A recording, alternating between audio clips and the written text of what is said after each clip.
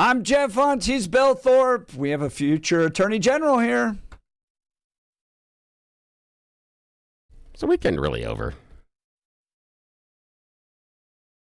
Just saying I'm not ready for 10 yet. I'm surprised you're not as nervous as I think you should be, Mr. Thorpe, with the why? future Attorney General here. Again, I'm certain there are lots of things they can charge me with. That's fine. I'm kind of looking at, I think the statute of limitations on most of them has run out, so I'm okay. There you go. Michael Allen, he's a district attorney down in El Paso County, running for Attorney General.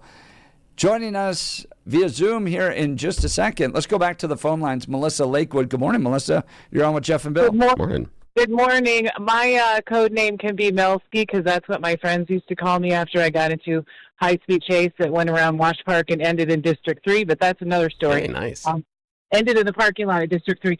So I was going to tell a story about something that happened years ago at Lake McConaughey, just about how dangerous the car can be, but there was a man and woman got in a fight at their campsite, and the lady's trying to leave, and the guy's standing in front of the car, and she's trying to get away from him, and it's a stick shift apparently, but she accidentally jumps the car, she didn't mean to, right into his chest, and he ended up dying. Yeah, I mean, it is. Look, I think the clear message that everybody needs to understand, especially these wine Antifa moms out there, is that if you use your car and you hit a law enforcement officer, they are justified in shooting you. Period. Yep, End of story. agree. That's it. That's it. It's not about impeding, even though that's a crime in itself. But if you use your car and you hit a law enforcement officer, they have every right to pull their gun and shoot you. End of story. Yeah, Is it just that level of violence? Is it just that level of violence necessitates a response?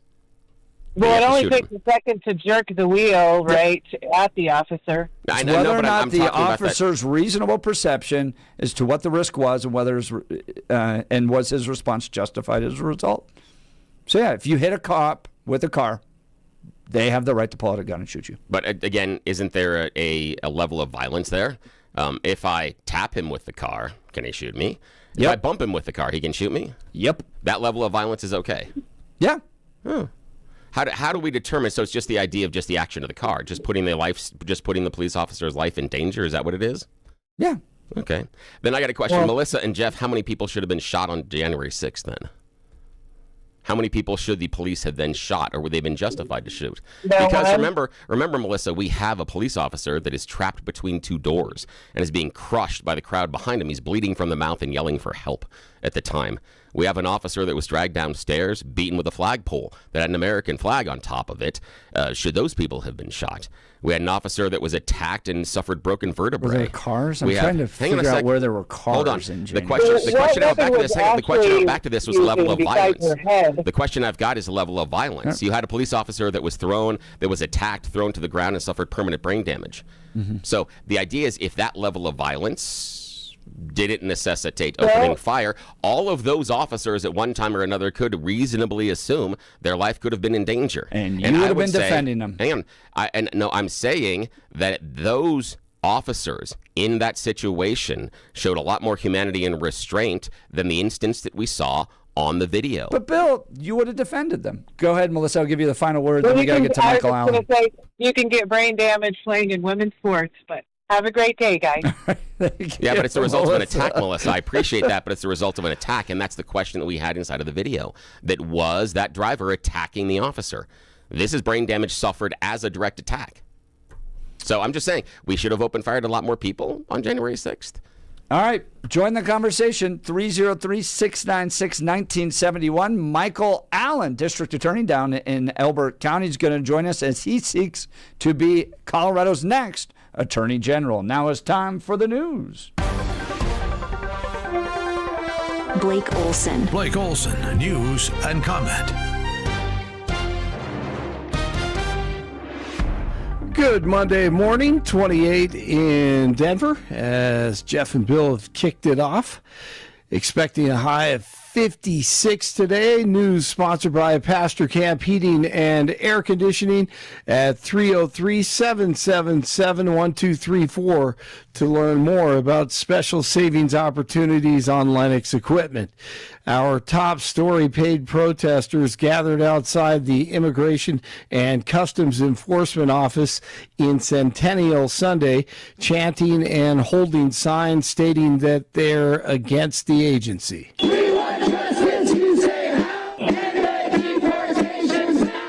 They were demonstrating, of course, against the death of Renee Good of the Springs, who was trying to run over an officer in Minneapolis last week. To find out that that person was my age, with a child that was never going to hug either of their parents again, that is from the town that I am from, really, really made it hit. So all lives are equal and all lives are valuable.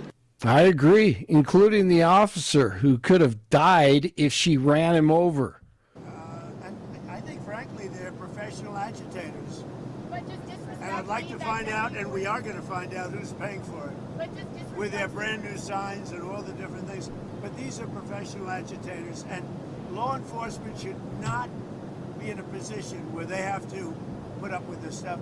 What that woman and what her friend and what their other friends were doing to law enforcement, not just ICE, law enforcement is outrageous. Yep. Organizers and protesters say they plan to continue to create havoc in cities across the country. That's what they do best. A driver who crashed into the South Platte River last night near East 58th and York Street was saved by a group of bystanders. Thankfully, the car was traveling at high speeds before the crash. Iran is warning DJT that any U.S. attack would lead to Tehran striking both U.S. and Israeli assets in the Middle East. 47 has repeatedly floated the idea of U.S. intervention to support the protests in Iran that have already reportedly left hundreds dead. And the protests aren't just happening there. An investigation is underway after a man driving a U-Haul truck slammed into a group of demonstrators in L.A. who were supporting the anti-regime actions in Iran Sunday.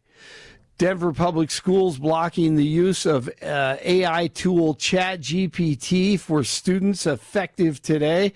The district expressed growing concerns about new features coming to the platform this year, including a feature that allows up to 20 people to chat in a group, increasing the chances for academic misconduct and cyberbullying. Hey, last week, Candace Owens reported on the dark satanic individuals who she says infiltrated TPUSA without Charlie knowing. And another podcaster last night, an attorney, Baron Coleman, had even more on the guys connected to satanic freak Michael Aquino, a military officer who wrote, you may have seen this guy with the crazy eyebrows. He wrote a book called Mind War with allegedly Paul Villali, a former U.S. Army Major General. So PSYOPs, Mind War, all that stuff. Well, Villali, he's on the advisory council at TPUSA. Coleman dug into connections to Aquino and his P.O. box, which led him to connections with Bill Priestap, who started the whole Crossfire Hurricane hoax against DJT. You want to know who runs these deep state operations? Satanists. Satanists. You want to know who's advising TPUSA?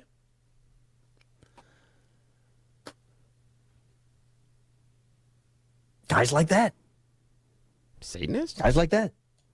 I think there's a good possibility. Is it a little weird hold on, that we've I'm a gone... member of the Turning Point USA Advisory Committee. Well, you may want to look into it a little closer. I think it's weird that we have morphed from the idea of the deep state being all of these unnamed Democrats and international leaders that were gathering in the basement of a pizza parlor in order to drink the adrenochrome of babies that were sacrificed to Satan.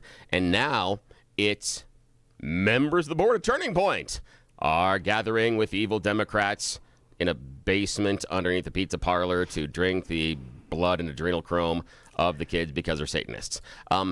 Perhaps I'm just spitballing here. Perhaps the idea that they are just coming with it and saying these people are all Satanists is just a justification for their predetermined conclusions. Perhaps they have decided with the result and then worked their way backwards, because this sounds a heck of a lot like what QAnon was on. A heck of a lot. There's a lot of things that seem to be ringing the same bells that QAnon had been ringing for years. And none of that turned out to be true. I'm just worried because there's no basement in that pizza parlor. Possibly. Stay tuned. Stay tuned. Nothing would surprise me. Nothing at all. Broncos will play host to the Bills this Saturday at Mile High in the second round of the playoffs after the Bills came back to beat Jacksonville. So that should be extremely exciting coming up this weekend here in Denver. Patriots beat the Chargers. They'll take on the Texans or the Steelers, who play tonight. NFC, Christian McCaffrey and the Niners and the Eagles season, the reigning world champions. They face the Seahawks, and then the Bears and the Rams win. The Bears in Chicago, the Bears, they're going crazy right now. And they meet this weekend. Bucks at the Nuggets tonight in the NBA. They last night they won 108-104. Tim Hardaway Jr. scored 25. And NHL hockey tonight at 8:00 downtown. Avalanche play host to the Maple Leafs. 25 in Parker, 26 in Englewood, 28 in Denver. You are waking up with Jeff and Billy. Blake Olson, News Talk 710 KNUS.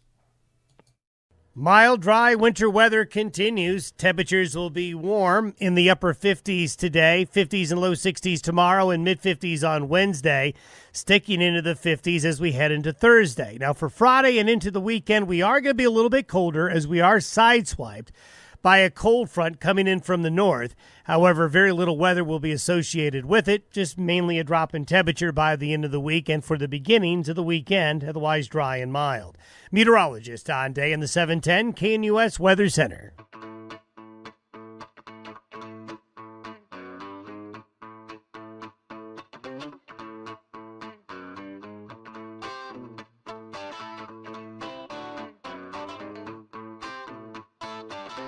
Well, he currently serves as the elected district attorney in the 4th Judicial District. That includes El Paso and Teller counties, and he's looking to challenge potentially Jenna Griswold in the effort to be Attorney General of Colorado. Joining us now, Michael Allen. Good morning, Michael. Thank you for joining the Jeff and Bill Show. Yeah, good morning. Thanks for getting up with us. Yeah. Good morning, guys. Appreciate the opportunity. Thank you. This is your first time on the program. Introduce yourself to our listeners. Tell folks about yourself. Yeah, I used to actually come on this program quite a bit back when George was the host, but you haven't invited me, Jeff, but finally get the opportunity. Glad to have you here. I'm a Colorado native, grew up in the Denver metro area in Thornton and Arvada, and then joined the Navy straight out of high school, did aviation electronics technician work, so F-18 radar repair for 8 years, and then came back to Colorado, went up to UNC and got my undergraduate degree, then went off to Kansas for law school. And being a Colorado kid, I kind of looked at it as I was going to do water law, really looking at that as an opportunity. And then I got a internship with the Johnson County, Kansas DA's office, and that was 21 years ago, almost 22 years ago now, when I started my prosecution career. And then, as you mentioned, I'm the elected district attorney down here in the 4th Judicial District, which is El Paso and Teller counties. By the way, the biggest judicial district in the state of Colorado. El Paso County is the biggest county in the state. And with the 18th Judicial District splitting up recently, the 4th is now the biggest, and we do the best work in the state.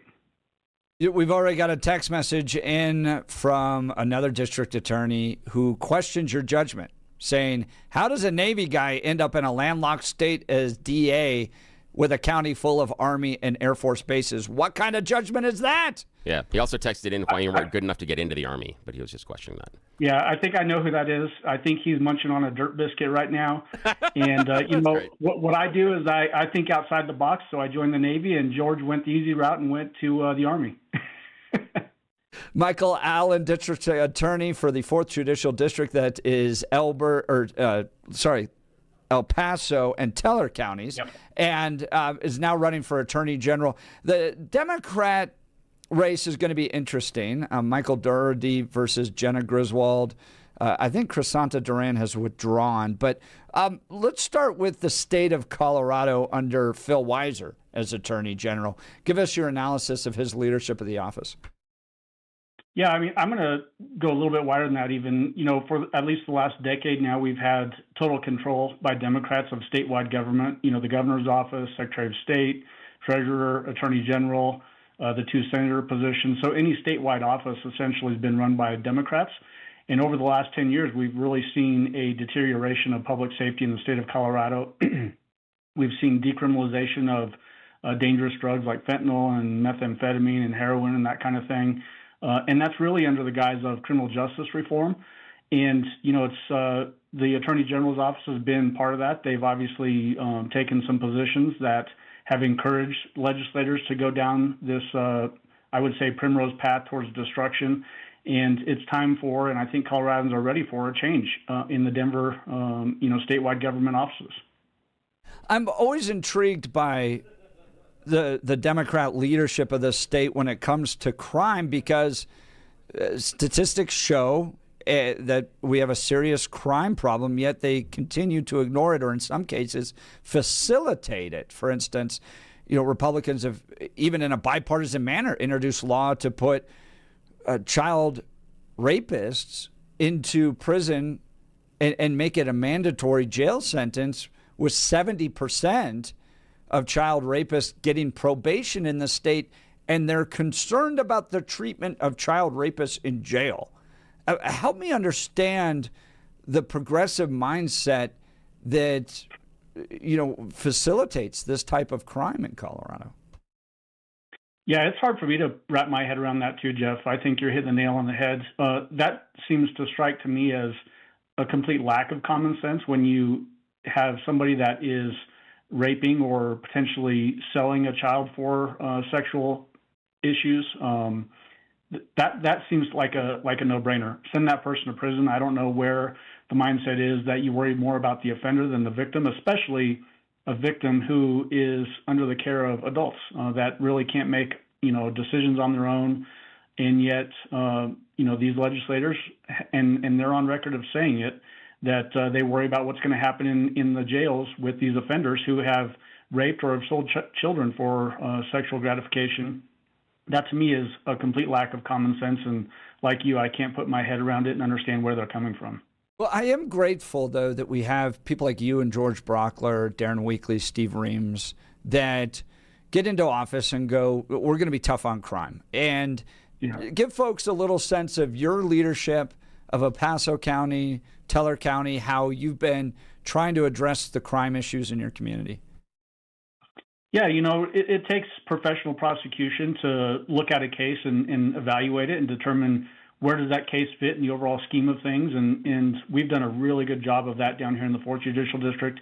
In fact, that's a tradition that started long before I was the elected DA. It's something that we pride ourselves on in this district, in being tough on crime, and it's something that we've definitely continued under my tenure as elected DA over the last 5 years.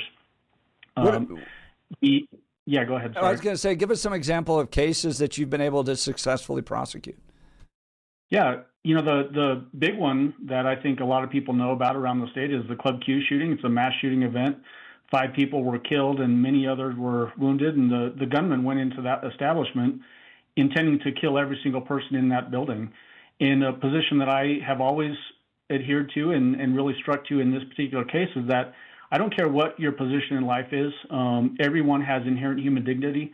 I think you guys were talking about that last week about where do rights come from? Is it from God or from man? And I think that's you probably can tell where I stand on that issue. But we worked really hard. We prosecuted that case as a hate crime. I was lead prosecutor on that. And we got the second longest prison sentence in the state of Colorado history. That's 150 years of history this coming August 1st. So, tough on crime. If people want to commit evil in our community, they have a place in this state, and we are happy to give them that place. That's Michael Allen. He's currently a district attorney down in El Paso and Teller counties, now running for Attorney General of Colorado. Now, look, Michael, I'm on Phil Weiser's fundraising email list. Don't know how, got on it, but it's just about every day I get an email from Phil asking for a donation, not because he's put some big bad criminal behind bars or made our streets safer, but because he's launched another lawsuit against Donald Trump. I think he's now near 50 at this point, it seems like, and he just celebrates it. That seems to be his sole reason to be in office, is to challenge Donald Trump. Do you think that's the appropriate role of the Attorney General, and what would you do in that office? Yeah, I think what that signifies to me, and probably to a lot of Coloradans, is that politically motivated lawsuits are being used for his own personal advancement. I think that's what that comes down to. He's using these lawsuits to raise money for his campaign for attorney or for a governor, and I think it's wrong. And I think people of Colorado are tired of it. Let's just get down to the idea of let's serve the people of Colorado. That's what Coloradans want, demand, and deserve, and that's something that I hope to bring to the state. And, you know, there is going to be times when you're going to find yourself at odds with the federal government, and there might be times when you need to file a lawsuit. That's happened for many different attorney generals, whether it's Republican or Democrat. But when you are at 50 and you're using it for fundraising purposes, that is just pure and simply politically motivated self-advancement. It seems though that Jenna Griswold wants to maintain that aspect of the office. First of all, who do you think you're going to face? Michael Dougherty, who's the DA up in Boulder, or Jenna Griswold? Who do you think has the momentum on the Democrat side? You know, it's hard for me to tell, Jeff. I don't keep my finger on the pulse necessarily of a Democratic primary process. There are actually 4 candidates in that race right now. There's Jenna and then, Michael Dougherty up in Boulder, who's a good friend. He's a strong prosecutor. And then, you've got 2 other people that I don't know a ton about. So it's going to be interesting to see how that primary plays out. Secretary of State Griswold has got a ton of money already. I think she was at almost $1 million by the end of the year. So it's going to be tough to beat her, I think, just with that kind of money in her coffers. But we'll see. She's made a name for herself challenging President Trump. I'm intrigued by the voters of Colorado, because I spend time talking to Democrats more than I think any other Republican in the state. They call in the show. They tell me how dumb I am. I go to their rallies. I listen to them, interview them. I'm talking to Democrats all the time. 30,000 showed up for Bernie Sanders in Denver. I make the argument that Colorado is the most progressive state in the nation, and you see it from Democrat voters who are getting behind people like Phil Weiser and Jenna Griswold simply because they fight the president. The state can be in total tatters, but you fight Donald Trump. Yay, you're my hero. I'm going to vote for you. Am I wrong in my analysis of Colorado voters? And do you think you can break through to them and make it not so much about Donald Trump? Yeah, I think that we can break through to Colorado voters. I think when you look at just what are the issues that are facing Coloradans? The cost of living is shot through the roof over the last several years. Public safety and economic prosperity go hand in hand. If you have safe neighborhoods, if you have safe schools, safe business climate, people are going to be in a better place. Groceries are more expensive. Under Democrat leadership, auto insurance and property insurance are more expensive under Colorado or Democrat leadership. And a lot of that is tied to policies that have been enacted over the last 10 years. And people are tired of it. I speak to a lot of people too. And, in a big district like this, I represent a lot of Republicans and a lot of Democrats and a lot of unaffiliateds. And I hear a lot from people about the issues that they're facing. And people, I think, are tired of the nonsense, and they want to get change in Denver and state leadership. That's Michael Allen, candidate for Attorney General, currently serving as district attorney down in El Paso and Teller counties. I want to ask you on a few specific cases here. What do you think of Tina Peters? Should she be commuted or even possibly pardoned? Yeah, I think that the governor should take a strong look at that. I think that she absolutely did commit crimes. When you look at what happened with the prosecution. The sentence, though, I think is something that the governor should be looking at, especially when you look at what happened with that I-70 trucker case where the guy got tried and convicted by a jury of peers in Jefferson County. and received a 110-year prison sentence. And then the governor got a call from Kim Kardashian and then reduced that sentence to 10 years a week before the judge was going to consider resentencing on that particular case. And so if the governor wants to commute a sentence like that, where multiple people were killed because somebody was driving a huge semi-truck down the pass into the Denver metro area and killed 4 people, then you ought to look at, is the 9-year prison sentence for Tina Peters appropriate as well? So I really do think he needs to look at that. What do you think with regards to local law enforcement coordinating with ICE agents? Would you support state police as well as local police working to help enforce immigration laws? Yeah, I think all you have to do is go back to 9/11. And, one of the big things that came out of 9/11 was people realized that different law enforcement agencies had been siloed. They weren't communicating in an appropriate way, and it led to the most devastating attack in modern American history on our country. And, preventing law enforcement from working with other law enforcement seems like a repeat of that. And if you don't learn from history, you're going to repeat it. So, yeah, local law enforcement should be able to work with federal agencies. I've talked to lots of law enforcement agents around the state of Colorado. They are worried because the current Attorney General's office has sued individual law enforcement officers for working on cases that have tangential impact on immigration. So if you're working on a criminal case that involves cartel activity, that has a connection to immigration. They ought to be able to work together to address the issues both in the criminal investigation and then also in the immigration issue itself directly. And they're afraid of that right now because the Attorney General's office has gone after individual agents around the state and sued them. That's wrong. We need to end that practice immediately. It's like a breath of fresh air to have common sense. Common sense? Yeah, that's right. Well, the hottest debate on our show all last week and went right into this week as well as the shooting that took place in Minnesota. As you have looked at those videos, as I'm sure just about every American has, what's your read on that situation? Yeah, I think one thing that I'll point out, I was listening to a little bit of you guys this morning and hearing you and some of the listeners and Billy going back and forth. I think what people should take from that is that those are tough cases. They're tough cases to analyze. We've unfortunately had our fair share of officer-involved shootings down here, and there's definitely a split in the opinion on whether that was a justified shooting or not. Billy, I think, mentioned something about the woman turning away from the officer. Unfortunately, the officer can't see that. He's in front of the vehicle. Whether he should be there or not is a different question. But he has to react to what he is seeing and what he is picking up from all the people around him, and including the person behind that wheel. And he has to react in split-second fashion, often in a way that is difficult to discern when you're looking at it through hindsight. It's always 20/20.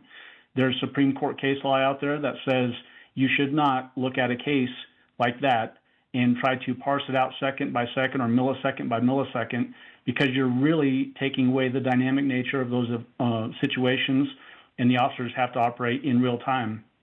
And I think what I would say about this situation ultimately is that it would be really, really hard to charge that case as a homicide, a criminal homicide case, because of the split in opinion. That gets right to the heart of the matter. And ultimately, the person that chose to be in that situation and to cause the conflict was the woman behind the wheel. And it's unfortunate that she lost her life, but it is a result of her actions. Now, Michael Allen, DA for the 4th District and running for Attorney General here in Colorado. When we talk about it is the woman's actions, how come the officer's actions are also not taken into account? What I mean by that is he's the one that placed himself in front of the car. He's the one that placed himself in that proximity to the car. And he's the one that placed himself in a situation where he can't see where she's going. However, he can see, as we see in the first-person video, where she's headed with the car. We can see through the windshield before she accelerates forward that she's turning the wheel far to the right and not looking at him, but looking to the right. All of that is information that should have, in my opinion, and could have, helped him discern what was going on. Aren't those Yeah. choices taken into consideration as well?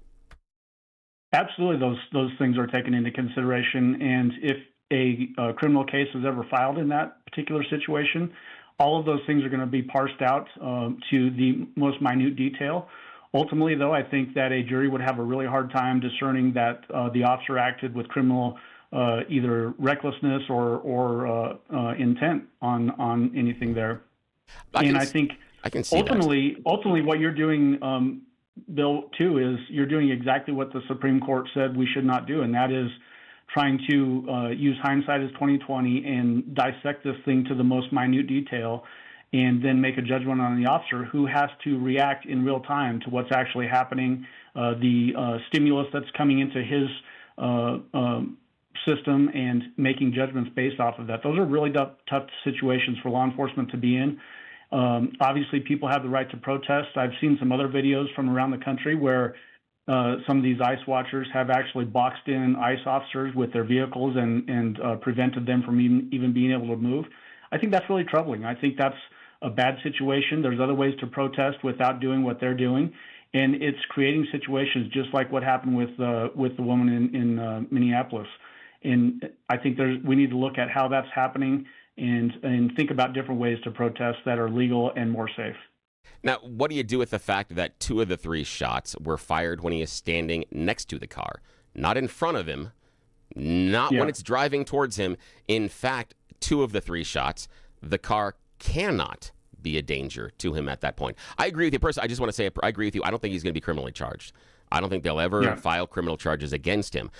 Doesn't mean that I also don't come to the conclusion that he was completely and totally wrong and unjustified in the shooting. Both of those things can be true, and both those things can be reality. But what do you do with the fact that of the 3 shots that he fires, 2 of them are not fired while in front of the car, while the car is traveling towards him? How do you justify that those second 2 shots were taken because his life was in danger? Yeah, I think that's a really good point to bring up as well. And one thing that I've learned over time being in the work that I'm in now is that force science suggests that when some reaction starts, it's really hard to react to it and then to stop reacting to it in a way that would be effective. And so the fact that 2 shots are fired from the side of the vehicle, I think, again, you're dissecting this situation into a very small pieces and then making judgments based off of the benefit of hindsight. The reality is that once a person starts firing, it's hard to then pick up on new stimulus that's coming in and then amend your reaction time from that point going forward in a split-second fashion. So I actually think the what I would call trigger discipline of the officer was pretty impressive to only fire off 3 rounds. I've seen officer-involved shootings where an officer actually empties a magazine in certain situations because of the reaction to whatever they're facing in a particular situation. That officer did not do that. He exercised trigger discipline, fired 3 rounds. It's, again, unfortunate that she lost her life. And you're absolutely right. There are situations where an officer could be found to not be criminally liable for a homicide, but maybe the shoot isn't a good shoot, meaning that morally there could have been better decisions made. Maybe that's the case here, and I 100% agree with you. I don't think that there's any way that this particular officer is going to face criminal charges, and if he does, I think it's going to be really hard to get a conviction. That's Michael Allen. He's a candidate for Attorney General here in Colorado, running for the Republican nomination. Is there anyone else in the race? I'm trying to look that up. I'm not sure there is. For the Republicans? Yeah, on the Republican side. No. Yeah, I think you're the primary candidate here. So, but there's a good 40 plus in the governor's race. Is there anybody you'd like to run with on the governor's side? I'm not going to weigh in on that one. I want to see that somebody comes out of that and has got a lot of momentum and can help the ticket up and down the ticket. With so many particular candidates in there, it's going to be really tough to whittle that down. I do have 2 people that I consider to be really close friends. I've got one of my sheriffs, Jason Meixel from Teller County, is in that race, and I've really enjoyed working with him in law enforcement, and he's got fantastic platforms that he's working on. And then also Senator Barb Kirkmeyer is a good friend of mine too, and I'll just leave it at that. Michael Allen, candidate for Attorney General. You can go to michaelallenforcolorado.com, michaelallenforcolorado.com, Navy vet, dedicated servant. And look, this is a guy that, from my read, is going to want to bring justice back to the state of Colorado, put it not on political opponents, which I think is like a hallmark of being a leftist, is that you want to prosecute the crud out of your political opponents. But then if you're an actual criminal, they want to let you go. If for whatever reason, that's like part of their brain. And you see it in Colorado. You see it with Jenna Griswold, for instance, trying to keep Donald Trump off the ballot and getting a 9-0 smackdown from the U.S. Supreme Court. I think that's disqualifying in itself. I mean, right? If the Supreme Court, if Ketanji Brown Jackson is like, Jenna, you stupid, and wants to, roll Jenna Griswold back, maybe you shouldn't be the next Attorney General of Colorado. Michael Doherty could even use that against her. But Phil Weiser, 50-plus lawsuits against Donald Trump. Tina Peters, 9 years in prison. They just take the legal system and go after their political opponents. Meanwhile, bank robberies, car thefts, drug use, drug overdoses, cartel activity, all just runs rampant. Michael Allen's going to try to address this and fight against it. Michael, I sure appreciate your time today. I'll give you the final word, sir. Yeah, I really appreciate the opportunity. Thank you for having me on. I think we need to do this more often. Anytime you guys want to have me on, just reach out and I'll make time to make it work. But it is time for common sense in Colorado state government. It's time for a change in leadership. It's time for some balance to be restored to state government. That's another part of why I'm running, is to restore some of that balance and bring common sense back to the Attorney General's office, start working for the people of Colorado, make sure that we have strong public safety and economic prosperity. And that's really what I'm all about. He's doing a great job, and he'd make Colorado a better place. Michael Allen for Colorado.com. Michael Allen for Colorado.com. Yes. Appreciate Thank your you, time Michael. this morning. Thank you, sir. Yeah, thanks a lot. Yeah, thank you. All right. Would love He's to great. hear from you. Give us a call, and he's willing to go back and forth with Billy a little bit on the Minnesota analysis. He and I mean, not part of the same party, but we are not going to do ourselves a disservice by electing him. I do not endorse candidates, but I'm just saying that if he is the chosen candidate, I'm not upset about it. I just don't endorse sitting behind this microphone. It's just not something that I do. Come on, Bill. But You'd like to hit 60, 70 lawsuits against Donald Trump. No, I think that the voters of Colorado could be very well served, and we'd be very happy if he ends up being the choice for Attorney General. I think he's a great guy, and I think he would do the job very, very well. Billy's finding his way into Republican commercials, which I just love. I am, which is crazy. Which is nuts. Victor Marks the other day had Billy in one of his commercials. I know. And at first when Jeff tells me you're in this commercial, I'm like, oh, crap, what did I do now? But it actually was decent. It was a nice question that he had. And so, I'm finding my way into those commercials. So. There you go. Michael Allen can use those. That not endorsement from Bill. Exactly. Not endorsement. All right, let's talk Guy Rees, folks. My wife and I have had an absolutely fantastic experience with Guy Rees. In fact, we're going back for more custom blinds in our house. They've got a fantastic, incredible selection of Hunter Douglas custom blinds, shades, and shutters. Every day, I love them. They're wonderful. We used to buy those cheap blinds online. They never worked well. They'd break, and then you'd have the blind that's like part way up. My wife and I have visited the Guy Rees location in Parker. They're all over the Denver metro area, and sat down with a professional design consultant who walked us through everything and helped us find the perfect options to enhance the look and functionality of our homes. So whether your curtains are clashing or you just want a fresh look, Guy Rees has the solutions for you. Their designers are the experts, and they can help you with everything from window treatments to full room decor. Here's the best part. They offer a personalized in-home consultation. They'll come directly to you. Get the same expert advice in your home that we got in ours. Do yourself a favor. Get started today. Like I said, we're going back for a second round of blinds in a different part of our house. Visit GuyRees.com, GUIRYS.com to schedule your in-home consultation. GUIRYS.com. Go see the great people at Guy Rees. You'll be sure to thank me. Well, give us a call. Join the conversation. We'll get back to the Minnesota issue. You can also tell us what you thought of Michael Allen. Would you support him? Vote for him. Is it time for a change? Or is Jenna Griswold the great saint of leftism that deserves to be our attorney general? More lawsuits against the Trump administration. You're listening to The Jeff and Bill Show. This is Denver's talk leader, News Talk 710, KNUS.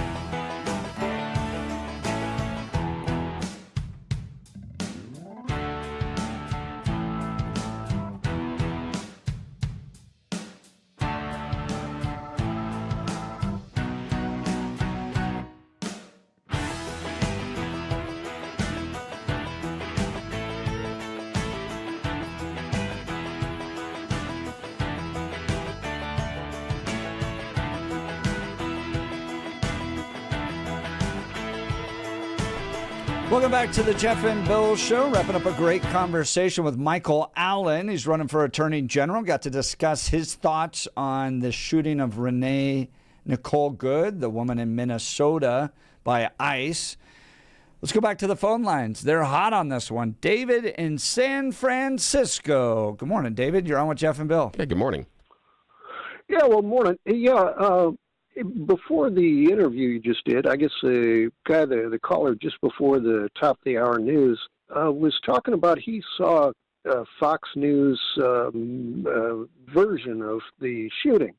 And it was interesting because he describes the woman, the good woman, just before she's shot. She's looking out the window, and he said he didn't hear her say anything. And he said he heard he looked at her face and thought she was smirking. Well, that's interesting because Fox News is the problem of this in the first place, because when they played this, the video, going on a week ago, it was silent. There was no noise. And if you caught the second video, you could hear that there were cops ordering her to move her car. Move it, move it. And so Fox News plays a silent video and then shows the shooting and acts like she's trying to run him over when, in fact, the good woman was ordered to move. So now Fox is playing another phony video that doesn't have the good woman saying, "I'm not mad at you." And then the cop goes around the back of the car and videotapes the license plate, and then he gets in an argument with her partner, and then he goes back around the front of the car, and after he shoots her dead, he says, I'm not going to cuss, but he says, effing bitch. So I wonder if that's in the Fox video. No just silence when she says, "I'm not mad at you," and he says, "effing bitch." Fox News is the problem. Would you be mad if you got hit by a car? It shows his state of mind. And as the commentators have been talking about his role, he was a gun training guy, right? He trained people in gun safety and gun usage for police, right? And he knows that you're not supposed to shoot into a moving car because it's going to go down the road and crash into something just like what happened, right? So this guy is not only a failure as a gun training guy, but he's got state of mind where he calls her an effing bitch after he kills her, right? So he's a lying phony, and the rest of the lying phonies are saying, "Oh no, that's not him saying it." Well, no, there's take a look at the David, videos. we got your take on the officer. Tell me what you think of Renee Nicole Good. Well, she's a they've been trying to say that she was an activist trying to warn people about ICE. Well, what did Paul Revere do? He came through the town. The British are coming. British are coming. We were at war with the British. Do you think we're at war with ICE? It's pretty clear that Donald Trump is at war with America. He doesn't want this Epstein file released, and he's causing every bit of havoc so that he can escape getting the Epstein files released. So during the British War, American patriots shot and killed the British. Are you saying that Renee Nicole Good and other leftist activists would be justified in shooting and killing ICE officers? Well, that's speculation. Well, I'm playing Paul Revere right now, hoping to wake up you fools that Donald Trump is making a monkey out of you. So I'm trying to get clear here. Are you saying that we should be in a civil war? We should be engaged in? Of course not.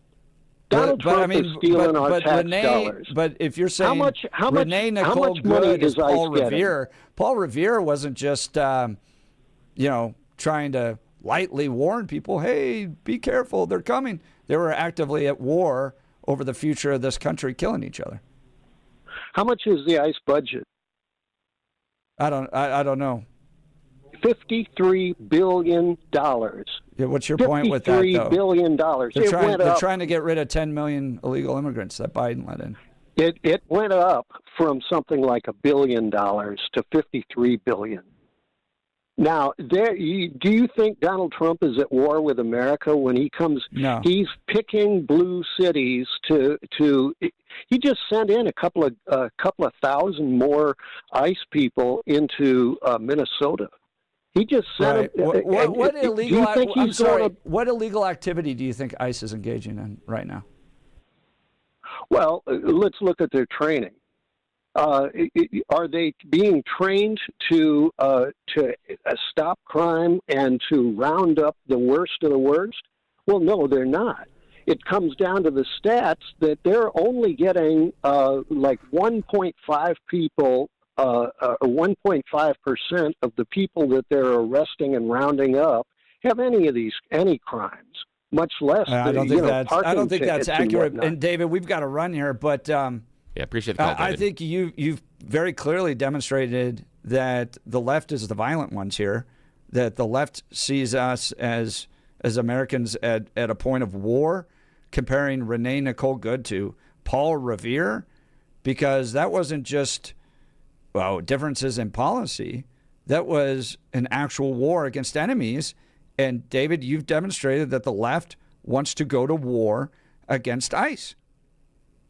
And that more violence is coming, unfortunately. All right, we'll continue. You're listening to the Jeff and Bill Show. This is Denver's Talk Leader, News Talk 710, KNUS.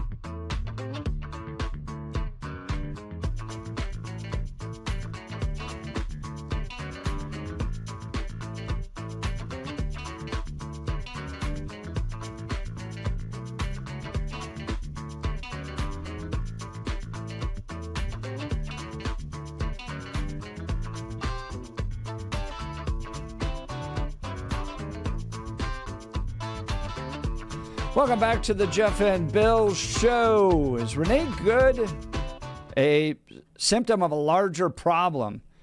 These Antifa trained moms getting out there and causing problems with federal law enforcement. This was one of them.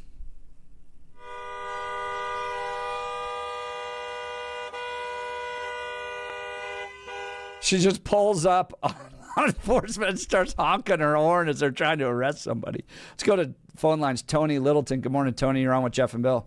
Morning. Hey, I know you only got a minute or two here.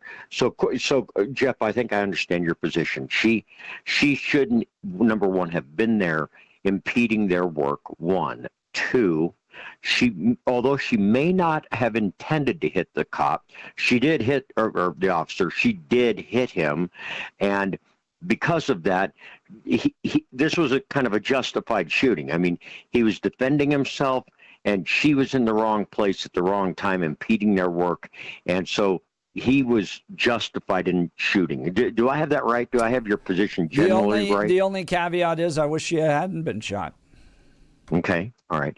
So how do you square that then with January 6th when there's 160 cops that are injured and the crowd is saying kill them, and they're directly going after these guys? There's no question. They've got weapons. They're attacking them. They would result in several career-ending injuries.